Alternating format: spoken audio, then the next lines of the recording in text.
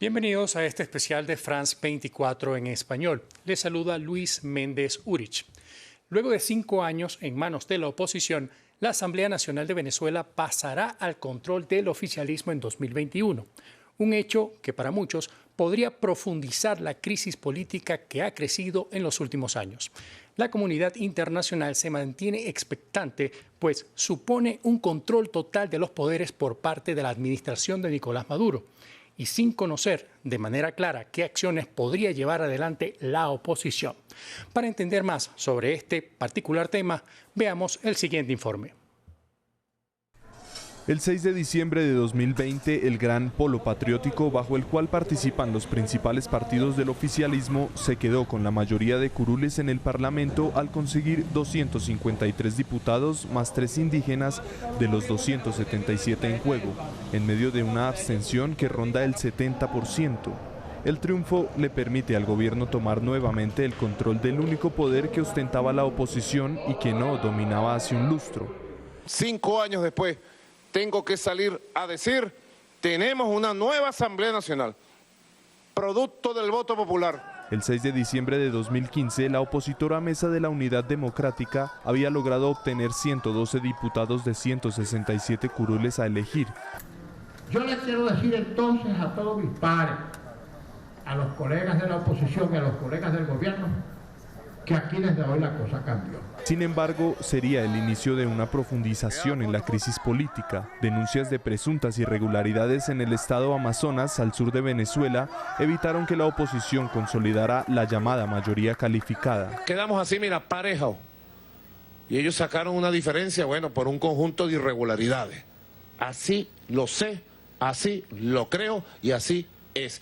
Ante ese escenario, el Tribunal Supremo de Justicia, electo por la Asamblea Nacional saliente, suspendió a 3 diputados de los 112 y una nueva elección nunca se llevará a cabo. Para presionar, la oposición juramentó a los parlamentarios pese a la sentencia del TSJ. El resultado fue la declaratoria de desacato de la Asamblea Nacional y nulos todos sus actos en consecuencia. 2 años después de la victoria opositora en 2015, Nicolás Maduro convocó elecciones para llamar a una Asamblea Nacional Constituyente, una especie de órgano legislativo paralelo dominado por el chavismo. Pero la batalla entre el Ejecutivo y el Legislativo se profundizó cuando Juan Guaidó asumió la presidencia de la Asamblea a principios de 2019. Poco tiempo después, se autoproclamaría presidente interino de Venezuela bajo el argumento de llamar a elecciones libres y tras el desconocimiento de los comicios presidenciales realizados en mayo de 2018. Para una parte de la población, la nueva Asamblea Nacional de mayoría oficialista abre una esperanza para lograr estabilidad política y poder hacer frente a la crisis económica y social que afecta al país. Para otros, es la consumación de un fraude orquestado por el chavismo que permite a lo que califican como una dictadura hacerse con todos los poderes del Estado. Vale recordar que una parte de la oposición venezolana optó por no participar en los comicios celebrados en diciembre de 2020, algo similar a lo ocurrido en 2005 y que dejó la Asamblea Nacional completamente oficialista. Adicionalmente, para el periodo legislativo 2021-2026 se elevó en 100 el número de escaños, es decir, casi un 66% respecto al Parlamento del año 2015. En la Asamblea del año 2015, la oposición contó con 112 diputados antes de la suspensión de 3 de ellos, dejando el número total en 109 y sin la mayoría calificada. Para analizar más sobre este tema, le damos la bienvenida a Antonio de la Cruz, director ejecutivo de Inter-American Trend y además especialista en economía y petróleo. Saludos, señor de la Cruz, bienvenido a France 24. Muchas gracias por la invitación. Le pregunto, ¿qué impacto tendrá en la actual situación política de Venezuela una nueva Asamblea Nacional con la mayoría oficialista? El impacto que va a tener es que los 59 países que desconocieron esta elección el 6 de diciembre, que apoyan a Juan Guaidó como presidente de la Asamblea Nacional electa en 2015, va a desconocerla el 5 de enero. Entonces vamos a tener otra vez una situación donde los países que apoyan a Nicolás Maduro, como Rusia, China, Irán, Turquía y otros, en términos de que reconocen esa asamblea que fue electa el 6 de diciembre, va a tomar decisiones y de acuerdo a esas acciones legislativas, el país va a empezar a tomar decisiones, sobre todo en el área de lo que se conoce con la ley antibloqueo, que va a permitirle a Nicolás Maduro poder vender parte de los activos que se fueron nacionalizados durante 2002 y 2012 en la época, en el gobierno, en la administración de Hugo Chávez, que van a pasar ahora a ser vendidos, sobre todo en el sector petrolero, la participación en las empresas mixtas. Y esto le va a permitir a Nicolás Maduro tener un oxígeno desde el punto de vista con respecto a las sanciones que ha impuesto Estados Unidos en la parte de PDVSA. Entonces, vamos a tener otra vez las dos partes. Una parte que se dice y es considerada como la legítima por 59 países, por la elección democrática, y la de Nicolás Maduro, que es reconocida por el sector que lo apoya. Ahora, la elección del pasado 6 de diciembre estuvo marcada por una alta abstención. En 2015 votaron más de 14 millones de personas. En 2020 la participación se ubicó en 6.251.080 electores. La oposición ha respondido a estos comicios con una consulta popular no vinculante y recientemente la actual Asamblea Nacional anunció que extendía por un año sus funciones. Escuchemos. Declarar formal y legalmente la continuidad constitucional del Poder Legislativo para mantener la vigencia de la Constitución y la defensa de nuestro pueblo y su exigencia de libertad. Señor Antonio, ¿cómo podríamos analizar la alta abstención y qué impacto podría representar el movimiento que está haciendo la oposición?